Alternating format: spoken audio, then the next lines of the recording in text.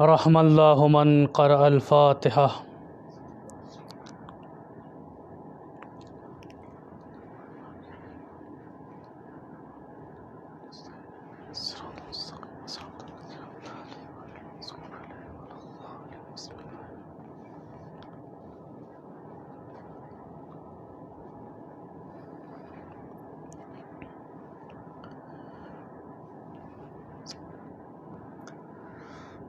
لا حول ولا قوة الا باللہ العلی العظیم۔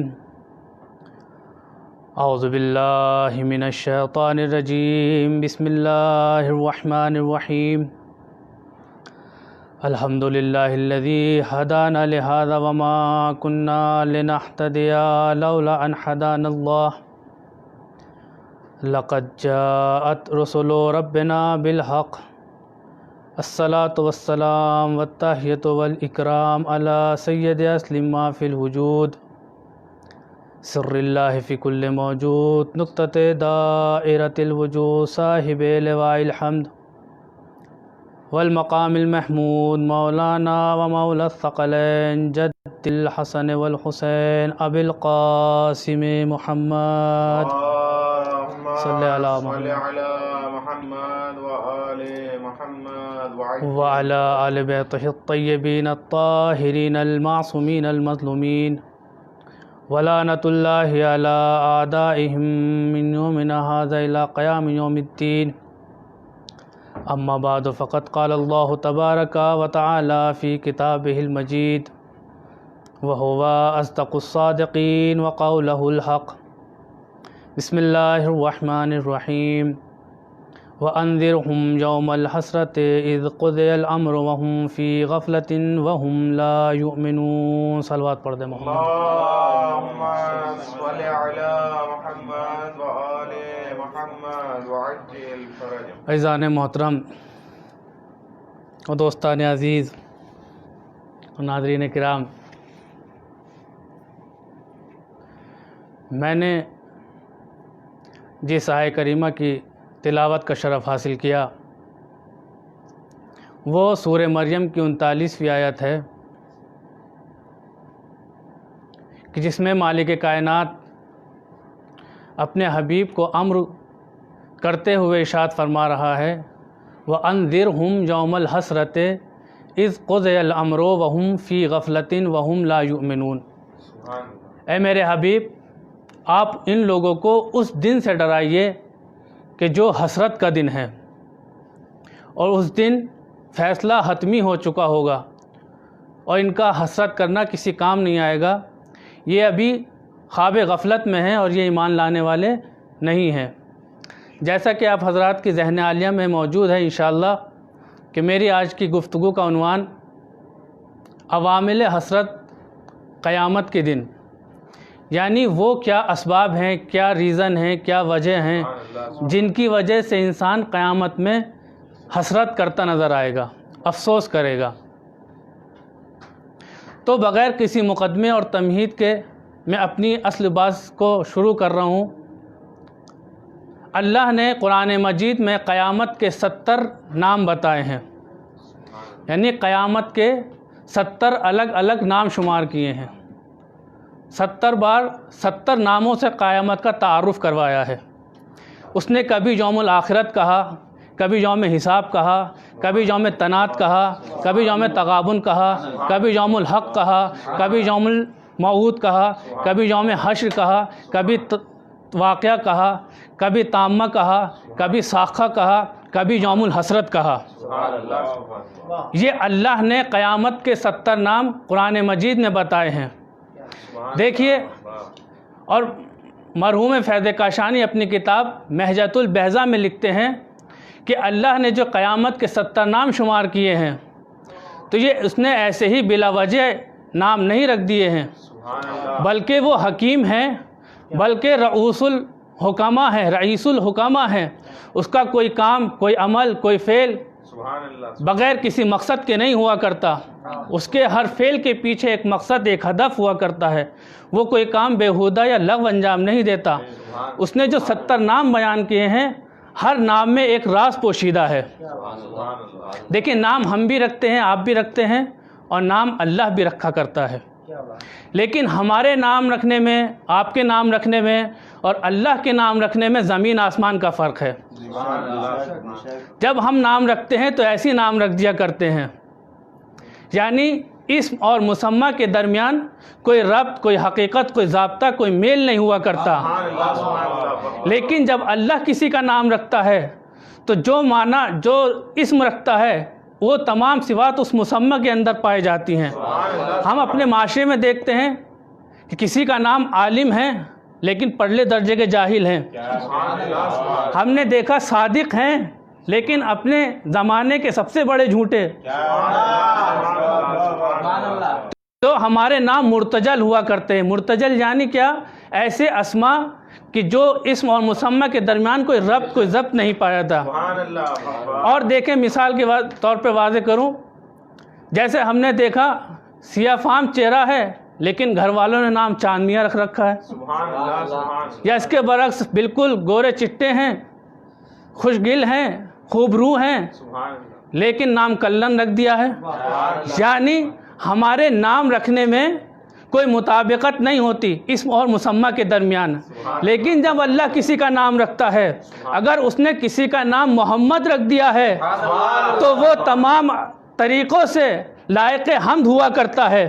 اگر اس نے کسی کا نام علی رکھ دیا ہے تو من جمیع جہات وہ اعلیٰ و ارفع ہوا کرتا ہے۔ اگر اس نے کسی کا نام حسن رکھ دیا ہے تو پھر وہ کردار میں بھی حسن ہوگا، رفتار میں بھی حسن ہوگا، اس میں گفتار میں بھی حسن ہوگا، اس کی جنگ بھی حسن ہوگی، اس کی صلح بھی حسن ہوگی۔ ایک صلوات پڑھ دے محمد و آل محمد کو۔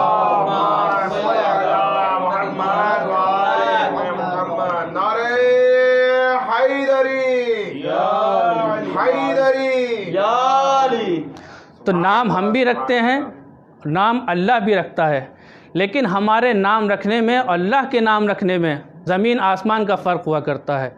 تو اللہ نے قیامت کے 70 نام شمار کیے، تو اس میں سے میں نے جس نام کا انتخاب کیا اور جو میرا موضوع کے مطابق ہے وہ ہے یوم الحسرت، کہ اللہ نے قیامت کو حسرت کیوں کہا، اس نے قیامت کا نام حسرت کیوں رکھا۔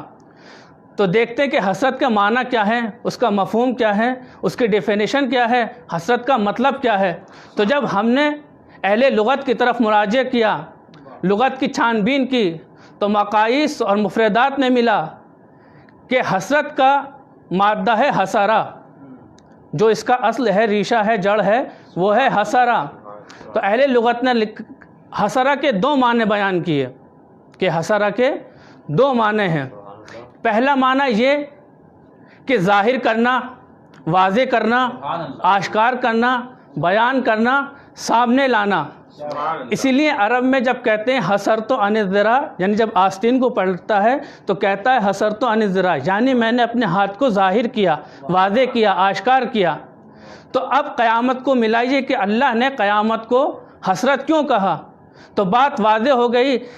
قیامت کو اللہ نے حسرت اس لیے کہا کہ اس دن لوگوں کے اعمال کھل کر سامنے آ جائیں گے، واضح ہو جائیں گے، آشکار ہو جائیں گے۔ ہم نے اور آپ نے جو کچھ یہاں انجام دیا ہے وہ اس دن وہاں آشکار ہو جائے گا، ظاہر ہو جائے گا، واضح ہو جائے گا۔ یہاں ہم نے کسی کی زمین غصب کر لی، یہاں کسی کو پتہ چلے یا نہ چلے، وہاں اس دن ضرور آشکار ہو جائے گا۔ یہاں ہم نے کسی کی غیبت کی لیکن یہاں کسی کو پتہ چلے یا نہ چلے، اس دن وہاں ضرور آشکار ہو جائے گا۔ صلوات پڑھ دیں محمد و آل محمد پر۔ تو یہ ہوا حسرت کا پہلا معنی، واضح کرنا، روشن کرنا، آشکار کرنا، ظاہر کرنا۔ اور حسرت کا جو دوسرا معنی بیان کیا ہے اہل لغت نے، وہ ہے نادم ہونا، شرمندہ ہونا، پشیمان ہونا، کف افسوس ملنا۔ اب ملائیے قیامت سے قیامت کو حسرت کیوں کہا گیا ہے، تو ملائیے جب ہمارے اعمال اس دن آشکار ہو جائیں گے، واضح ہو جائیں گے، ظاہر ہو جائیں گے، تو انسان جب اپنے اعمال کو دیکھے گا تو نادم ہوگا، شرمندہ ہوگا، پشیمان ہوگا، کف افسوس ملے گا، اے کاش میں نے یہ کام انجام نہ دیا ہوتا، میں نے فلاں کا دل نہ دکھایا ہوتا، میں نے زمین اس کی غصب نہ کی ہوتی۔ لہٰذا انسان روز قیامت حسرت کرتا نظر آئے گا۔ تو یہ ہے حسرت کے معنی۔ دو معنی اہل لغت نے حسرت کے بیان کیے، ایک واضح کرنا، آشکار کرنا، اور دوسرا نادم ہونا، شرمندہ ہونا، پشیمان ہونا۔ آئیے دیکھتے ہیں، اب سوال ہوتا ہے کہ قیامت کے دن حسرت کون لوگ کریں گے اور کیوں کریں گے؟ تو جب ہم نے دیکھا، اس کی جانچ پڑتال کی کہ قیامت میں حسرت کون کریں گے، تو اس میں دو نظریے، دو قول، دو رائے پائی گئیں۔ اہل سنت کہتے ہیں، اہل سنت کا نظریہ کچھ اور ہے، اہل تشیع کا نظریہ کچھ اور ہے۔ اہل سنت حضرات کہتے ہیں کہ قیامت میں صرف جو کافر ہوگا، جو منافق ہوگا، جو اللہ کو نہیں مانتا ہوگا، جو اللہ کی وحدانیت کا اقرار نہیں کرتا ہوگا، قیامت میں اقرار نہیں کرتا ہوگا، ایسے افراد قیامت کے دن حسرت کرتے نظر آئیں گے۔ لیکن اہل تشیع اس کے ایک برخلاف ایک دم، وہ کہتے ہیں کہ چاہے انسان مومن ہو یا کافر، مومن ہو یا کافر، یا مشرک ہو یا منافق، نمازی ہو یا نہ ہو، وہ قیامت کے دن حسرت کرتا نظر آئے گا۔ اب اس بات کو کیسے حل کریں؟ ایک فرقہ کہہ رہا ہے کہ نہیں، صرف جو کافر ہے، جو منافق ہے، جو اللہ کا اقرار نہیں کرتا، وہ حسرت کرے گا۔ ایک فرقہ کہہ رہا ہے کہ نہیں، تمام کے تمام لوگ کیا ہے، حسرت کرتے نظر آئیں گے۔ تو اس چیز کو ایک مثال سے واضح کرنا چاہتا ہوں اس بات کو، کہ دیکھیں، دو طالب علم ہیں، دو اسٹوڈنٹ ہیں، ایک ہی مدرسے میں پڑھتے ہیں، ایک ہی اسکول میں پڑھتے ہیں، ایک ہی کلاس میں پڑھتے ہیں، ساتھ میں رہتے ہیں، لیکن ایک نااہل ہے، نہ پڑھنے والا ہے، پڑھتا نہیں ہے، کتاب کو اٹھا کے نہیں دیکھتا، اور ایک پڑھتا ہے۔ اب جب امتحان کا دن قریب آیا، نااہل نے، نہ پڑھنے والے نے کچھ نہیں پڑھا، اور جو پڑھنے والا تھا اس نے محنت کی، زحمت کی، صعوبتیں برداشت کی، پڑھا لکھا، امتحان دیا۔ اب جب یوم الحسرت آیا اور نام اعمال ان کے ہاتھوں میں آیا، تو دیکھا ایک فیل ہو گیا اور ایک پاس ہو گیا، اور اچھے نمبروں سے پاس ہوا، 98% لے کر آیا، ٹھیک ہے، ایک فیل ہو گیا اور ایک اچھے نمبروں سے پاس ہو گیا، لیکن دونوں افسوس کرتے نظر آ رہے ہیں۔ آپ مجھے بتائیے، دونوں افسوس کیوں کر رہے ہیں؟ فیل ہونے والا بھی افسوس کر رہا ہے، پاس ہونے والا بھی افسوس کر رہا ہے، لیکن فیل ہونے والے کا افسوس کرنا سمجھ میں آتا ہے کہ بھائی وہ فیل ہو گیا، لیکن جو پاس ہو گیا وہ کس لیے افسوس کر رہا ہے؟ ہم اس سے پوچھتے کہ بھائی آپ تو پاس ہو گئے اور اتنے اچھے نمبر لے کر آئے ہو، پھر کیوں افسوس کر رہے ہو؟ وہ فیل ہو گیا، اس کا فیل ہونا سمجھ میں آتا ہے۔ وہ کہے گا کہ دیکھو اس نے پڑھا نہیں، فیل ہو گیا، وہ اس لیے افسوس کر رہا ہے، اے کاش میں نے پڑھ لیا ہوتا تو آج فیل نہیں ہوتا۔ لیکن جو پاس ہو گیا ہے اور 98% نمبر لے کر آیا ہے، وہ افسوس کر رہا ہے، اے کاش تھوڑی اور محنت کر لیتا تو 100% نمبر لے کر آتا۔ صلوات پڑھ دیں محمد و آل محمد پر۔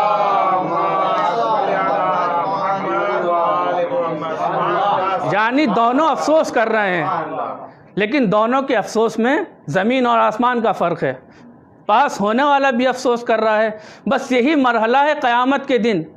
اللہ پہ ایمان نہ لانے والا بھی افسوس کرے گا، نماز نہ پڑھنے والا بھی افسوس کرے گا، خدا کو پر ایمان نہ رکھنے والا بھی افسوس کرے گا۔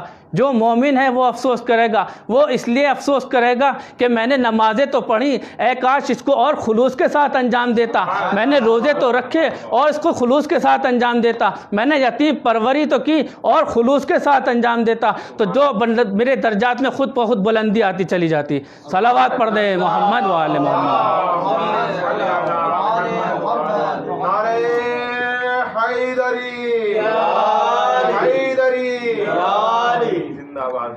تو یہ ہو گیا حسرت، کون کریں گے حسرت۔ اب آتی ہے بات کس لیے حسرت کریں گے، کیا وجہ بنے گی، جو میرا موضوع ہے۔ قیامت کے دن حسرت کس لیے کریں گے، کیا وجہ بنے گی، کیا ریزن ہوگا، کیا سبب ہوگا کہ قیامت کے دن لوگ حسرت کرتے نظر آئیں گے۔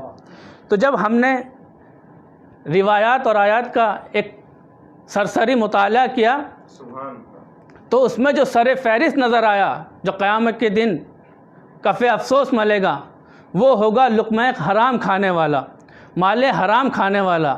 یعنی جو لقمہ حرام کھائے گا وہ قیامت کے دن کف افسوس ملے گا، نادم ہوگا، شرمندہ ہوگا، پشیمان ہوگا۔ اب لقمہ حرام کے کچھ اپنے منفی اثرات ہیں، یعنی جو لقمہ حرام کھائے گا.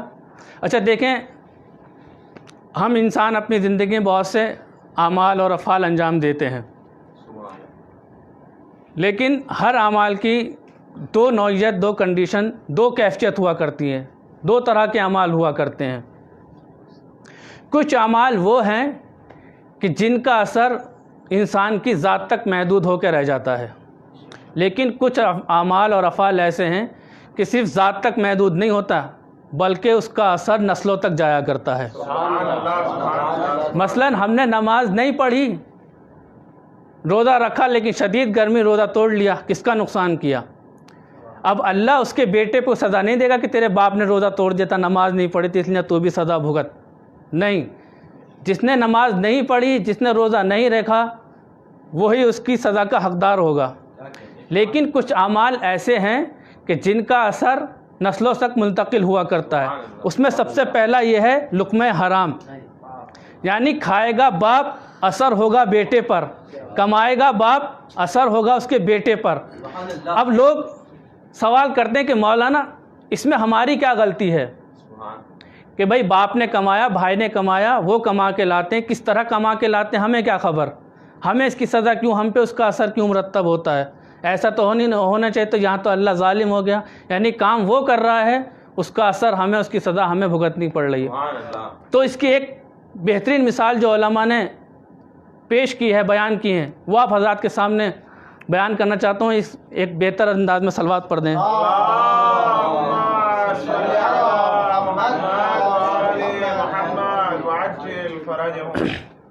ہماری کہیں دعوت ہوئی، مہمانی میں گئے، راستے میں ایک مٹھائی کی دکان پڑی. ہم نے سوچا چلو مہمانی میں جا رہے ہیں تو کچھ ساتھ میں لے چل دیں. مٹھائی کی دکان پر گئے، بہترین مٹھائی اس میں پیک کروا لی ڈبے میں، اور ساتھ میں کچھ اس کے اندر زہر ملا دیا. اب ہم لے کے گئے مہمانی میں، انہوں نے کھایا. اب ان کو خبر نہیں ہے، علم نہیں ہے کہ اس کے اندر زہر ہے، لیکن انہوں نے کھایا، اور جو لے کر گیا تھا اس نے بھی کھا لیا. ٹھیک ہے، اب مجھے بتائیے اب زہر یہاں دونوں افراد پہ اثر کرے گا کہ یہ نہیں کرے گا؟ جن کو علم تھا زہر اس میں زہر ہے انہوں نے کھایا، اور جس کو علم تھا اس نے اس چیز کو کھایا. کیا زہر ایسا کام کرے گا بھائی ان کو خبر نہیں ہے، ان پہ ہم اثر نہیں کریں گے، ان کو علم ہے ان پہ اثر کریں گے؟ نہیں بھائی، زہر کا کام ہے مارنا، چاہے کھانے والے کو علم ہو یا نہ ہو، زہر اپنا اثر کرے گا، وہ نقصان پہنچائے گا. یہی مسئلہ لقمہ حرام کا بھی ہے، چاہے سامنے والے کو خبر ہو یا نہ ہو یہ لقمہ حرام ہے، لیکن لقمہ حرام اپنا اثر کر کے دکھائے گا. صلوات پڑھ دیں محمد و آل محمد پر.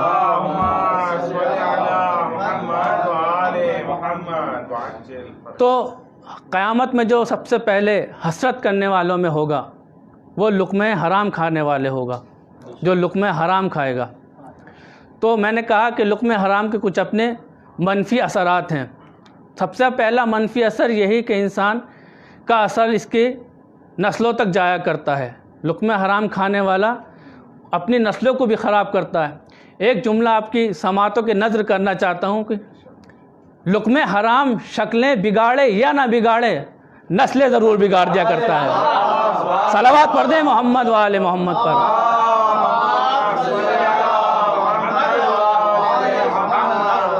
تو لقمہ حرام کے اپنے اثرات ہوا.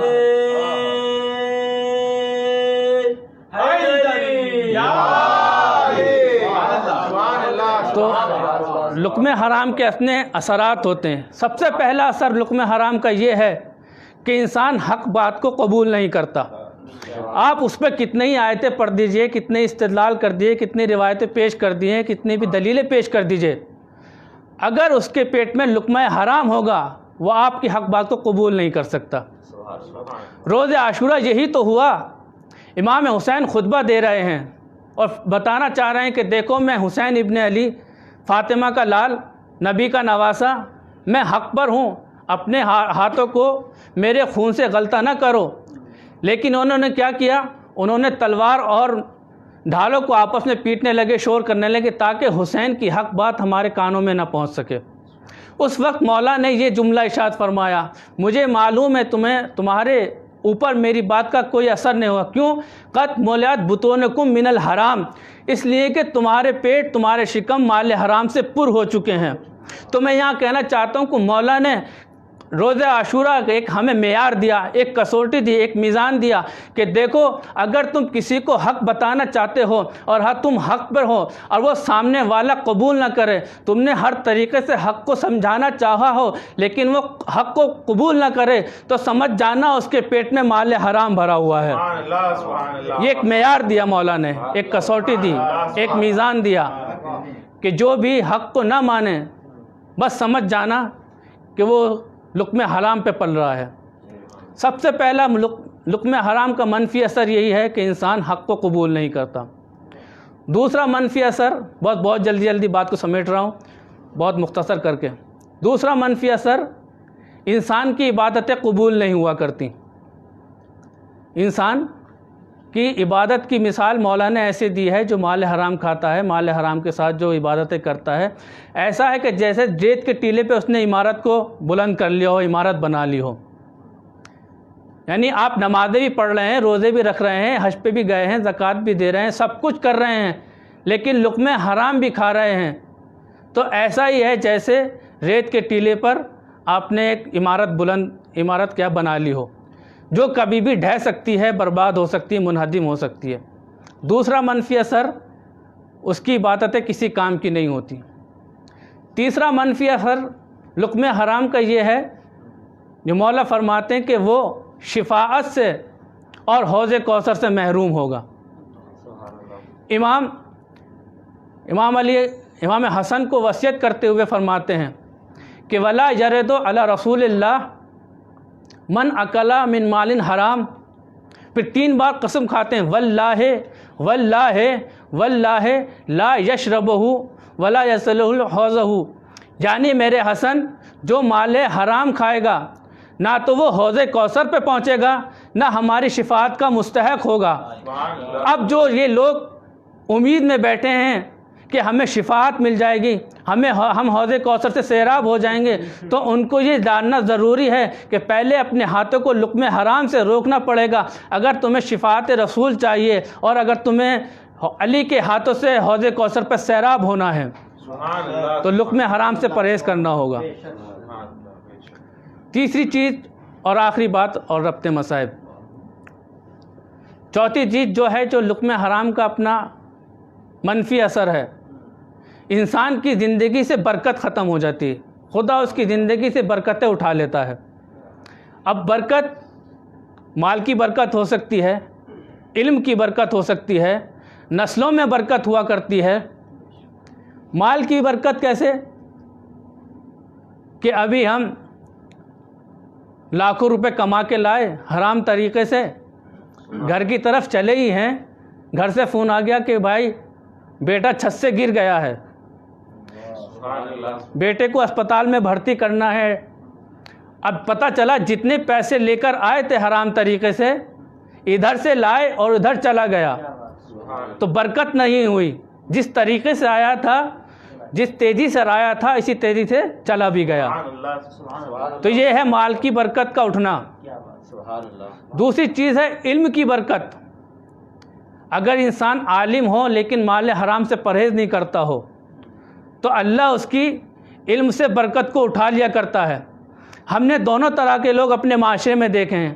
یعنی تنظیم کا پنجم پاس کیا ہے لیکن انہوں نے پورے خطے کو، پورے گاؤں کو نمازیں، روزے، دین اسلام کی تعلیم دی ہے، اس کے معاشرے کو سدھارا ہے. اور ایسے لوگ بھی دیکھے ہیں کہ جو حوض علم قم میں سالوں پڑے رہے، پلتے رہے، لیکن ان کے اللہ نے ان کے علم سے برکت کو اٹھا لیا. نہ وہ اپنے کسی کام کے رہے، نہ کسی معاشرے کو کوئی فائدہ پہنچایا. تو یہ ہوا علم سے برکت کا اٹھ جانا. تیسری چیز نسلوں سے برکت کا اٹھ جانا. خدا جو مال حرام کھاتا ہے اس کی نسلوں سے برکتوں کو اٹھا لیتا ہے. اب آئیے تاریخ میں نظر کیجئے، تاریخ میں نگاہ ڈالیں. بنی امیہ نے کم سے کم 90 سال حکومت کی. بنی امیہ نے کم سے کم 90 سال حکومت کی. اسی طریقے سے بنی عباس نے بھی کم سے کم 500 سال حکومت کی. اور دونوں حکومتوں نے نام علی کو اور اس کے چاہنے والوں کو بھرپور کوشش کی مٹانے کی دنیا سے. خون کا گارا بنایا گیا، دیواروں میں چنوایا گیا، ہاتھ پیر کو کاٹا گیا، ممبروں سے ناسزا کہا گیا، تمام کام کیے، دولتیں خرچ کی، حکومتوں کے پیسے خرچ ہو گئے. لیکن آج آپ کو دنیا کے کسی بھی کونے میں کوئی یہ کہتا نظر نہیں آئے گا کہ میں بنی امیہ سے ہوں، میں بنی عباس سے ہوں، کوئی کہتا نظر نہیں آئے گا. لیکن ہم نے ایک 18 سالہ خاتون کو دیکھا، صرف دنیا میں 18 سال رہی، لیکن آج ان کی نسل دنیا کے کونے کونے میں ہے، اور ہر کوئی کہتا نظر آتا ہے میں رضوی ہوں، میں باقری ہوں، میں جعفری ہوں، میں صادقی ہوں. صلوات پڑھ دیں محمد و آل محمد کو.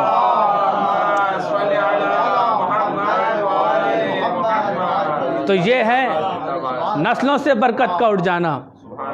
یہ تمام چیزیں وہ ہیں کہ جو قیامت کے دن حسرت کا سبب بنتی ہیں.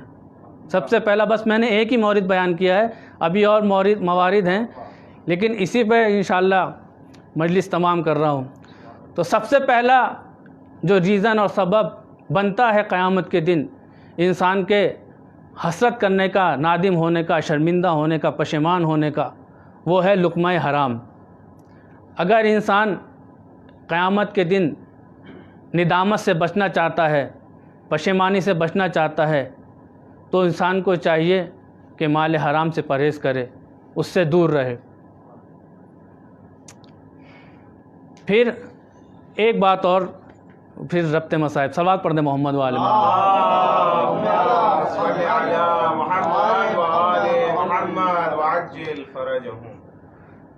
جو مال حرام کا ایک اور اثر ہے وہ یہ ہے کہ اللہ اس کے اعمال کو قبول نہیں کرتا ہے. آپ کتنی بھی نمازیں پڑھتے رہیں، روزے رکھتے رہیں، لیکن اللہ اس کے اعمال کو قبول نہیں کرتا ہے. امام صادق علیہ السلام کا زمانہ ہے. صلوات پڑھ دیں محمد و آل محمد.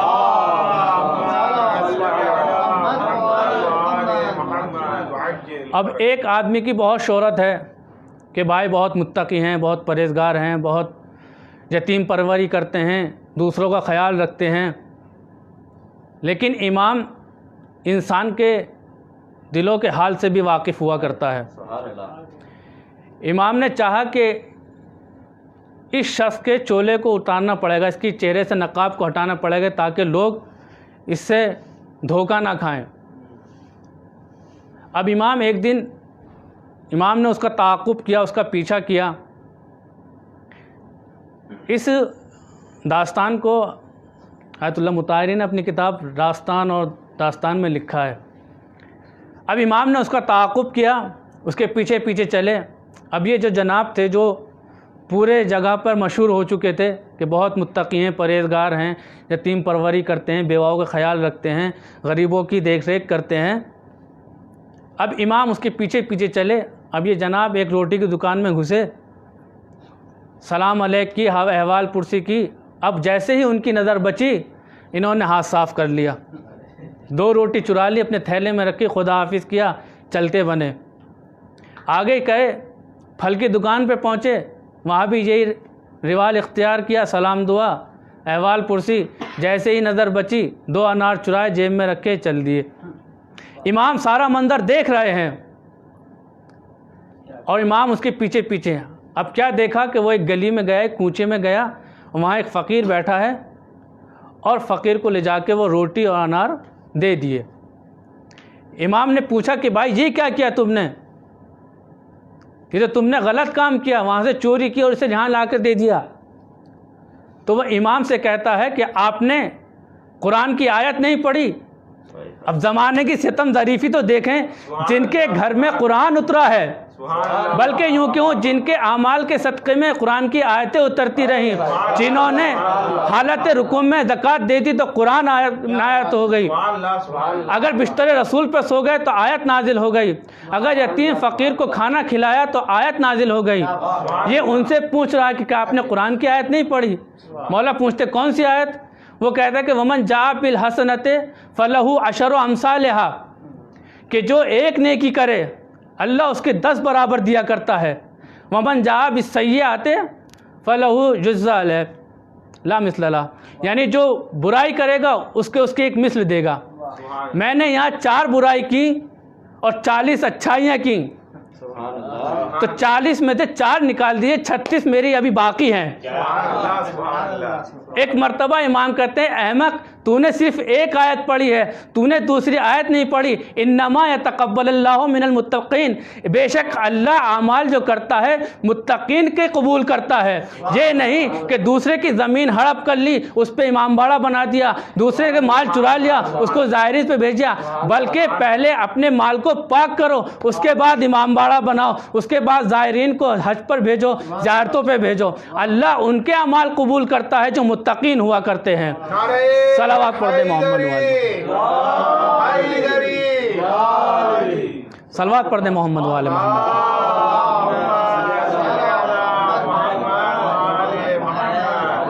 اللہ صرف متقین کے اعمال کو قبول کرتا ہے. تو یہ ہے لقمہ حرام جس کی وجہ سے انسان قیامت کے دن روز محشر کف افسوس ملتا نظر آئے گا، نادم ہوگا، شرمندہ ہوگا، پشیمان ہوگا. اور اللہ صرف متقین کے اعمال کو قبول کرتا ہے. بس عزادارو، آج محرم کی 7ویں تاریخ ہو گئی. کچھ متقین اپنے اعمالوں کو، اپنی قربانیوں کو کربلا کے میدان میں اللہ کے حضور، خدا کے حضور پیش کر رہے ہیں. آج 7 محرم فروا کے لال حسن کے بیٹے سے مخصوص ہے. کون؟ جناب قاسم. آج ایک مجبور امام کو ایک مظلوم شہید کا پرسہ دینا ہے. عزادارو، یہ 13 برس کا کمسن شہید بڑا مظلومی کے ساتھ شہید کر دیا گیا. جب شب عاشور امام نے محضر نامہ پیش کیا ہے نا دوستو، ایک ایک شہید کا نام پڑھا ہے کہ حبیب کل تم شہید کر دیے جاؤ گے، اے حور کل تم شہید کر دیے جاؤ گے، اے مسلم بن اوسجاد تم بھی شہید کر دیے جاؤ گے. جب تمام لوگوں کے نام مولا نے بتا دیے، ایک مرتبہ قاسم نے ہاتھوں کو جوڑا اور اٹھنے کے بعد امام کے نزدیک آئے، اور آنے کے بعد کہتے ہیں انا ما فیہا من قتل یا اما، اے میرے چچا امام حسین مجھے یہ بتائیے، آپ نے سب کے نام بتا دیے، کیا کل میں کربلا میں شہید نہ ہوں گا؟ کیا میں کل آپ کے اوپر قربان نہ ہوں گا؟ ایک مرتبہ امام حسین نے کوئی جواب تو نہیں دیا. ایک مرتبہ امام سے جناب قاسم سے سوال کر لیا، اے میرے لال قاسم ذرا یہ تو بتاؤ تمہارے نزدیک موت کیسی ہے؟ ایک مرتبہ جناب قاسم فوراً جواب کہتے ہیں، اے میرے امو میرے نزدیک موت ایسی ہے احلی من العسل، میرے نزدیک موت شہد سے زیادہ شیریں ہے. ایک مرتبہ امام کہتے ہیں میرے لال قاسم کل تم تو کیا تمہارا چھوٹا بھائی علی اصغر بھی شہید کر دیا جائے گا. ایک مرتبہ جیسے یہ سنا امام جناب قاسم کہتے ہیں کہ مولا کیا اشیاء خیموں میں در آئیں گے؟ اے مولا کیا اشیاء خیموں میں چلے آئیں گے؟ امام کہتے ہیں کہ نہیں بیٹا قاسم، میں ہی علی اصغر کو میدان میں لے کر جاؤں گا، میں ہی ان سے سوال آپ کروں گا. ہاں عزادارو، صبح عاشور نمودار ہوتی ہے، بازار شہادت گرم ہوتا ہے، ایک کے بعد ایک سب میدان قتال میں جا رہے ہیں. کبھی حبیب گئے، کبھی حور گئے، کبھی جون گئے، کبھی مسلم گئے.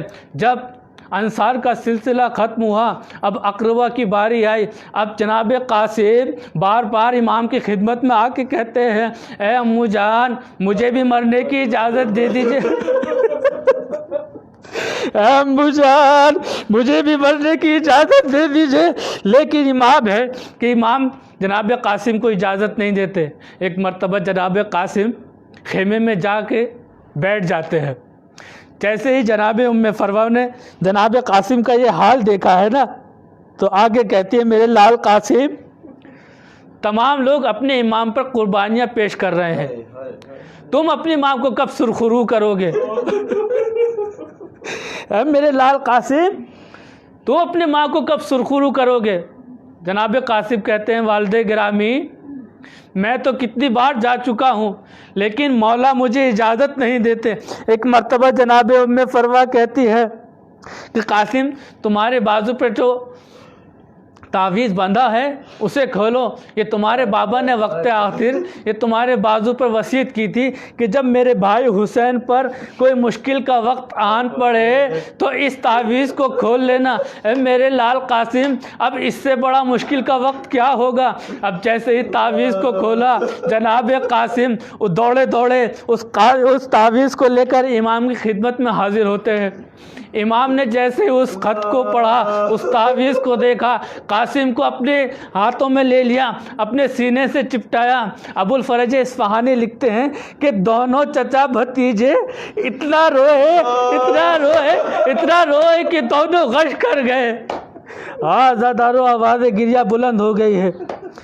خدا تمہیں کوئی غم نہ دے سوائے غم سید الشہداء کے۔ اب غم سے افاقہ ہوا، جناب قاسم کو گھوڑے پر سوار کیا۔ اب جناب قاسم میدان کی طرف جا رہے ہیں اور رجس پڑھتے ہیں کہ دیکھو میں وہ ہوں، میں حسن کا لال ہوں، میں نبی مصطفیٰ کا پوتا ہوں، نواسا ہوں۔ اب جنگ کرتے جاتے ہیں، رجس پڑھتے جاتے ہیں۔ ایک مرتبہ اشقیاء نے چاروں طرف سے گھیرا، کسی نے تلوار سے وار کیا، کسی نے نیزے سے وار کیا۔ جب جناب قاسم سے گھوڑے پہ نہ سنبھلا گیا، آواز دی اے چچا میری مدد کو چلے آئیے۔ ایک مرتبہ جیسے ہی امام حسین نے قاسم کی آواز کو سنا، ایک مرتبہ دوڑنا شروع کیا، اتنی تیزی سے چلے لوگوں نے سمجھا کہ حسین نے حملہ کر دیا ہے۔ اب فوج اشقر نے دوڑنا شروع کیا، ادھر کے گھوڑے ادھر، ادھر کے گھوڑے ادھر۔ جناب قاسم کا لاشا پامال سمے اسپا ہو گیا۔ قاسم ہر ٹاپ پہ آواز دیتے جاتے ہیں اے چچا میری مدد کو، اے چچا میری مدد کو۔